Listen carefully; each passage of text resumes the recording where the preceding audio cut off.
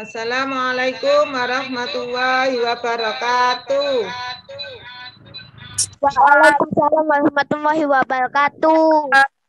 Selamat pagi anak-anak. Bagaimana kabarnya hari ini? Sehat? Sehat, Bu. Alhamdulillah sehat ya. Baiklah, seperti biasanya sebelum kita mulai, kita awali dengan membaca doa. Doa kita membaca suratul Fatihah. Mudah-mudahan pelajaran pada pagi hari ini dapat berjalan lancar dan dapat menambah ilmu yang disampaikan nanti bisa kalian serap dengan baik ya. Doa mulai. A'udzu billahi minasyaitonir rajim. Bismillahirrahmanirrahim. Alhamdulillahirabbil alamin. Arrahmanirrahim. Maliki yaumiddin. Iyyaka na'budu wa iyyaka nasta'in. Ihdinas siratal mustaqim.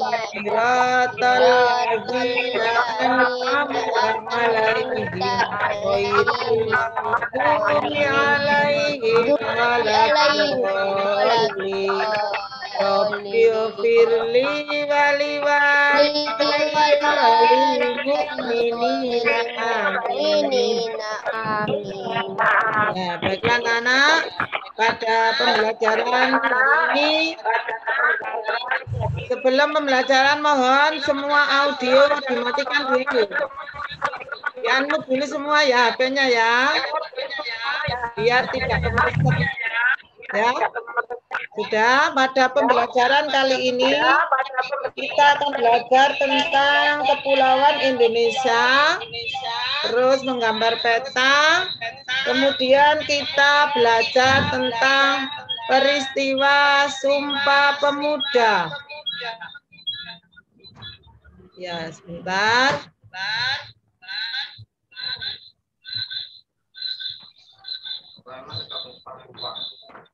Ya. Tema 5, subtema 1 pada pembelajaran 3, kita yang pertama akan belajar tentang Kepulauan Indonesia. Indonesia merupakan negara kepulauan yang tersebar dari Sabang sampai Merauke. Tahukah kalian apa yang dimaksud dengan negara kepulauan? Baiklah, untuk lebih jelasnya kita akan perhatikan teks non-fiksi dari bacaan di bawah ini. Letak geografis Indonesia. Letak geografis Indonesia adalah posisi keberadaan negara Indonesia berdasarkan letak dan bentuknya di muka bumi. Menurut letak geografis, Indonesia berada di antara dua benua. Sebentar, ada temannya yang masuk. Saya ulangi, berdasarkan letak geografisnya, Indonesia berada di antara dua benua, yaitu benua Asia dan benua Australia. Bukunya disimak ya. Kemudian juga berada di antara dua samudra, Samudra Hindia dan Samudra Pasifik.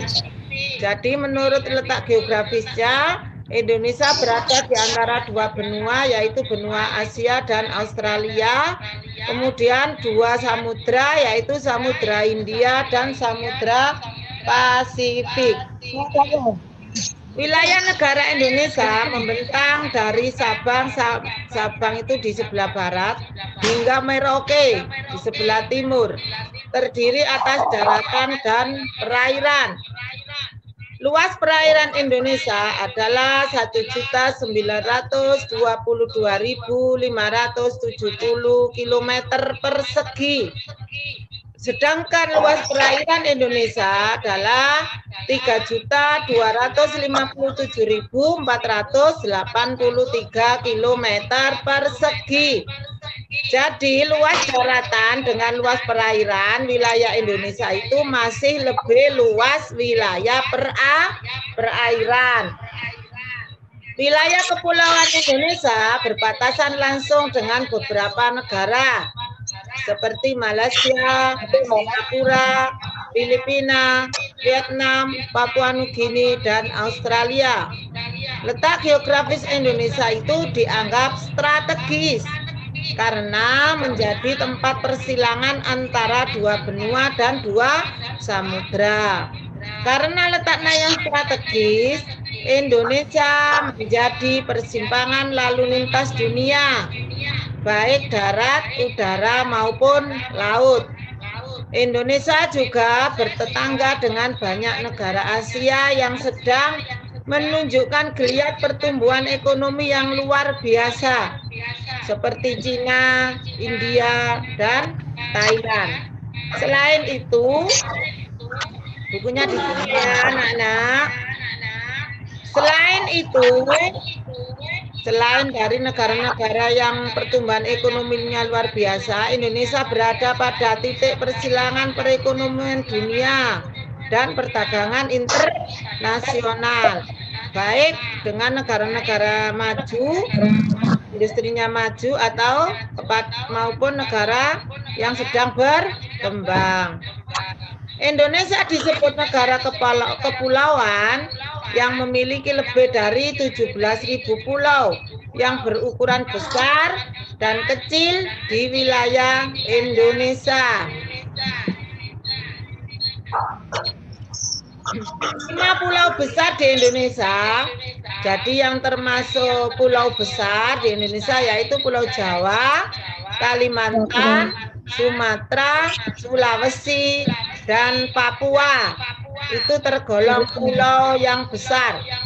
Kalau disuruh menyebutkan, sebutkan 5 pulau besar di Indonesia, yaitu Pulau Jawa, Kalimantan, Sumatera, Sulawesi, dan Papua. Sedangkan yang termasuk pulau kecil dari wilayah Indonesia, yaitu Pulau Nias, Siberut, Bangka, Belitung, Madura, Bali, Lombok, Flores, Ambon, dan Halmahera. Itu yang termasuk pulau kecil dari wilayah Indonesia. Ada juga 6.000 pulau di Indonesia yang tidak berpenghuni. Artinya wilayahnya lahannya masih kosong, tidak ada kehidupan di sana. Hanya berupa hutan belantara ya. Kemudian selanjutnya kita menggambar peta Indonesia. Tadi sudah dicontohkan di sini ada peta Indonesia. Ini gambar peta Indonesia yang terdapat 34 provinsi. Ya, perhatikan nanti anak-anak bisa lihat di atlas. Bagi yang punya buku atlas. Lebih jelas ya. Menggambar peta. Coba perhatikan, peta adalah gambar dari seluruh atau sebagian dari permukaan bumi yang dilukiskan ke suatu bidang datar dengan perbandingan atau skala tertentu. Berdasarkan fungsi tersebut, sebuah peta hendaknya dilengkapi dengan berbagai macam komponen. Di sini ada beberapa komponen dari peta. Komponen yang pertama yaitu judul peta. Judul peta adalah sebuah komponen penting pada peta yang memuat identitas isi atau gambar peta. Maksudnya itu peta Pulau Jawa, peta Indonesia, peta Pulau Kalimantan, itu namanya judul peta. Letak judul peta biasanya terletak di bagian atas sebuah peta. Sebelum melihat isi peta, pasti pembaca itu terlebih dahulu akan melihat judulnya. Misalnya anak-anak kalau mau mencari wilayah saya di Kalimantan. Tentunya sebelum melihat isi peta, dilihat judulnya, Pulau Kalimantan. Nah, begitu kan? Nggak mungkin anak-anak mau mencari informasi tentang Pulau Kalimantan, mencari peta Pulau Jawa. Nggak mungkin ya. Pasti melihat judulnya Pulau Kalimantan. Itu judul peta. Komponen yang kedua, skala peta. Skala peta adalah angka yang menunjukkan perbandingan jarak sesungguhnya dengan jarak yang ada pada peta. Skala diletakkan pada bagian bawah judul peta. Anak-anak kalau biasanya melihat atlas, itu kalau melihat peta pasti skalanya ada di bagian bawahnya judul peta. Skala merupakan komponen yang penting. Karena dengan skala, pembaca peta dapat mengetahui jarak sebenarnya di lapangan. Sebagai contoh, skala 1 dibanding 100.000. Artinya, setiap 1 cm di peta itu mewakili 100.000 cm atau 1 km di lapangan. Seperti halnya kemarin anak-anak belajar skala pada pelajaran matematika. Sama jarak sebenarnya dengan jarak yang ada pada peta. Ya. Paham maksudnya? Sekarang yang ketiga, simbol peta. Simbol peta merupakan gambar atau warna tertentu pada peta untuk mewakili objek dalam peta agar mudah dipahami oleh pengguna peta. Di situ nanti ada banyak simbol. Gunung simbolnya bagaimana, lautan simbolnya bagaimana, daratan tinggi, dataran tinggi, dataran rendah, ada simbolnya sendiri-sendiri. Di peta seperti itu. Nanti bawahnya ada keterangan. Kalau wilayahnya pegunungan, dikasih kode gambar segitiga atau seperti gunung. Nanti bawahnya dikasih keterangan. Itu namanya simbol peta. Kemudian komponen yang keempat, garis astronomis. Garis astronomis terdiri dari garis lintang dan garis bujur. Garis astronomis itu berguna untuk mengetahui posisi absolut suatu objek yang ada pada peta utama. Garis yang mendatar atau horizontal yang terdapat pada peta itu disebut garis lintang. Dan garis tegak disebut garis bujur. Kemudian, Atika duduknya yang bagus. Komponen yang kelima, legenda. Legenda adalah keterangan dari simbol-simbol peta yang digunakan untuk memudahkan pengguna peta dalam memahami isi peta. Biasanya legenda itu terletak di bagian sisi kiri atau sisi kanan peta bagian bawah. Dan sebaliknya di dalam garis tepi peta. Itu legenda. Kemudian yang keenam, komponen yang keenam, petunjuk arah atau mata angin. Komponen ini berfungsi sebagai penunjuk arah mata angin, yaitu utara, timur laut, timur, tenggara, selatan, barat daya, barat, dan barat laut.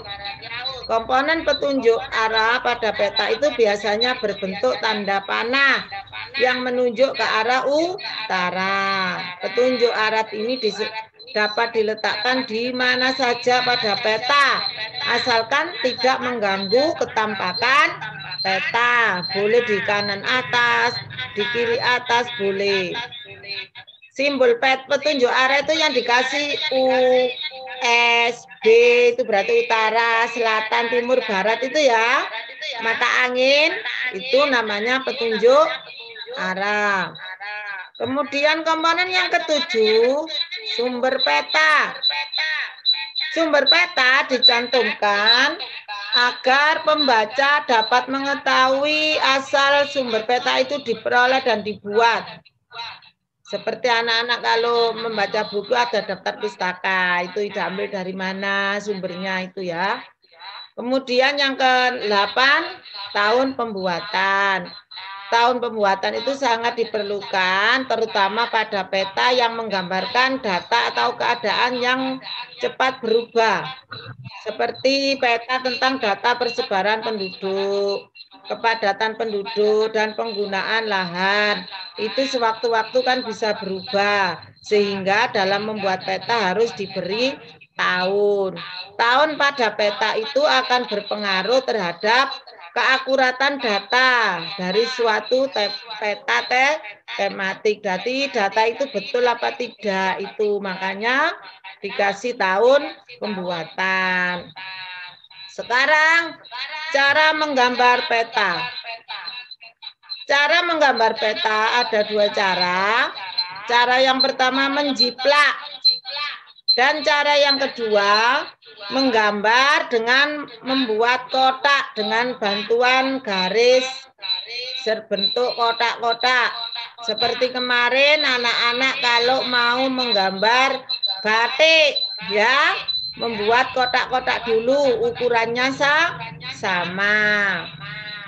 Vertikal, horizontal, garis ke atas, garis ke bawah, sehingga kotaknya berbentuk persegi ya. Menjiplak. Sekarang cara yang pertama menjiplak. Menjiplak itu merupakan cara yang mudah dalam membuat peta. Caranya bagaimana menjiplak? Caranya dengan menggunakan kertas karbon. Jadi gambar peta yang asli ditaruh dialaskan kertas karbon dan kertas kosong. Setelah itu kamu hanya mengikuti gambar peta aslinya. Ya, gambar peta ditaruh di atas, tengahnya dikasih karbon, terus kertas yang kosong yang mau dipakai menggambar, baru peta yang asli itu kamu tiru. Langkahnya ditiru dengan pensil. Nanti di situ akan gambarnya bisa nempel di kertas yang kosong tadi dengan bantuan karbon. Ya, itu cara menggambar peta dengan menjiplak. Kemudian cara yang kedua, membuat kotak-kotak. Membuat kotak-kotak juga mudah dilakukan. Caranya, kamu membuat kotak-kotak pada peta aslinya. Kotak-kotak tersebut dibuat dengan ukuran sama besar. Jadi, buatlah kotak-kotak yang sama besar pada kertas kosong. Setelah itu digambar sesuai dengan kotak yang ada pada peta asli. Jadi, seperti yang di buku LKS, dilihat petanya, gambar petanya dikasih garis kotak-kotak dulu. Jaraknya kotaknya harus sama. Kalau 2 cm, 2 cm semua. Kemudian setelah peta atau buku atlasnya yang mau digambar petanya dikasih garis kotak-kotak, buku gambarnya juga dibuat garis, ukurannya sama. Baru setelah dibuat garis, ditiru. Garis likat-likutnya mau ke kotak berapa itu diurut ya. Itu cara menggambar peta. Kalau lebih jelasnya, di bukunya sudah ada caranya. Kemudian, materi selanjutnya kita berbicara tentang Sumpah Pemuda. Peristiwa Sumpah Pemuda. Peristiwa sejarah Sumpah Pemuda itu merupakan suatu pengakuan dari pemuda-pemudi Indonesia yang mengikrarkan satu tanah air, satu bangsa, dan satu bahasa. Sumpah Pemuda dibacakan pada tanggal 28 Oktober 1928. sebagai hasil rumusan pada Kongres Pemuda yang kedua di Indonesia. Sehingga sampai sekarang memperingati Hari Sumpah Pemuda setiap tanggal 28 Oktober. Ya. Kongres Pemuda 2 ini dilaksanakan 3 sesi dan 3 tempat yang berbeda oleh organisasi Perhimpunan Pelajar-Pelajar Indonesia atau disingkat PPPI, P3I, yang beranggotakan pelajar dari seluruh wilayah Indonesia. Kongres tersebut dihadiri oleh berbagai wakil organisasi kepemudaan, yaitu Zong Java, Zong Batak, Yong Cilebes, Yong Sumatera Nanbon, Yon Islamiten Bon, dan Zong Ambon. Nah, sehingga dari Kongres Pemuda yang kedua itu menghasilkan rumusan hadat,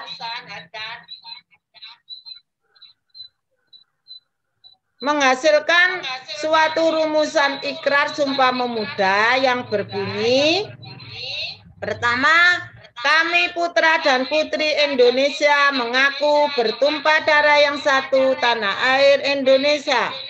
Kedua, kami putra dan putri Indonesia mengaku berbangsa yang satu, bangsa Indonesia.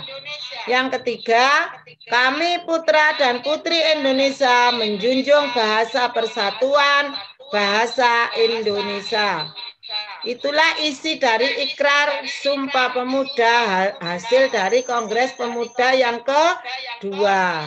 Dalam peristiwa Sumpah Pemuda yang bersejarah tersebut, diperdengarkan lagu kebangsaan Indonesia untuk yang pertama kali yang diciptakan oleh W.R. Supratman atau Wage Rudolf Supratman. Lagu Indonesia Raya itu dipublikasikan pertama kali pada tahun 1928 pada media cetak surat kabar Sinpo dengan mencantumkan teks yang menegaskan bahwa lagu itu adalah lagu kebangsaan. Jadi lagu Indonesia Raya pertama kali diperdengarkan sebagai lagu kebangsaan sama dengan ikrar Sumpah Pemuda, yaitu pada tahun 1928. Dipublikasikan di media cetak atau surat kabar yang namanya Sinpo, ya. Lagu Indonesia Raya itu sempat dilarang oleh pemerintah kolonial Hindia Belanda. Tidak boleh dinyanyikan. Namun para pemuda tetap semangat, tetap terus menyanyikannya. Apabila kita ingin mengetahui lebih lanjut mengenai banyak hal tentang Sumpah Pemuda, anak-anak bisa mengunjungi Museum Sumpah Pemuda yang berada di Gedung Sekretariatan PPPI, yaitu Jalan Keramat Raya 106 Jakarta Pusat. Di situ ada cerita sejarah atau foto-foto tentang peristiwa Sumpah Pemuda. Museum ini memiliki koleksi yang utama seperti biola. Biola asli milik W.R. Supratman yang digunakan untuk menyanyikan lagu Indonesia Raya. Ya, serta foto-foto bersejarah pada peristiwa Sumpah Pemuda tanggal 28 Oktober 1928 yang menjadi tonggak sejarah pergerakan pemuda-pemudi Indonesia. Sudah sampai pada materi hari ini. Ada yang perlu ditanyakan? Ada yang perlu ditanyakan? Anak-anak, nanti tugasnya Yang pertama, membuat video ikrar Sumpah Pemuda dihafalkan. Sumpah Pemuda, kami putra-putri Indonesia. Ya, seperti itu ya, di video. Kemudian tugasnya yang kedua, menggambar peta. Di situ dilihat langkah-langkahnya menggambar peta. Ada di LKS yang bagian ayo berlatih. Langkah-langkahnya ada di situ ya. Jadi anak-anak boleh menjiplak dengan karbon, kertas karbon, atau boleh menggunakan kotak garis, kotak-kotak dulu baru digambar. Kalau membuat garis kotak-kotak, peta yang menggambar diberi kotak dulu, baru kertas kosong dikasih kotak-kotak. Caranya seperti kamu kemarin kalau mau gambar batik. Ya, sudah paham sama di sini? Gambar ya Bu ya. Apa? Gambar ya Bu. Iya, gambar peta peta Indonesia. LKS ada contohnya. Kalau enggak punya buku gambar, bisa gambar di kertas HPS. Kertas yang dibuat fotokopi itu. Ya, sudah tugasnya hari ini hanya itu, membuat video dan menggambar. Sudah sampai di sini materi kita di hari ini. Kiranya cukup sekian. Semangat. Gambarkan Bu tugasnya Bu. Apa? Gambarkan tugasnya. Gambarnya tidak harus selesai sekarang. Kalau hari ini tidak selesai, boleh dilanjutkan sebagai pekerjaan rumah atau PR. Ya, oke? Yang penting videonya menghafal isi Sumpah Pemuda, diputarkan dulu ya. Oke, sudah paham? Sudah ya? Hari ini tidak ada tugas untuk mengerjakan LKS. Jadi tugasnya anak-anak hanya menggambar dan membuat video tentang isi Sumpah Pemuda. Sudah ya, semangat, belajar. Assalamualaikum warahmatullahi wabarakatuh.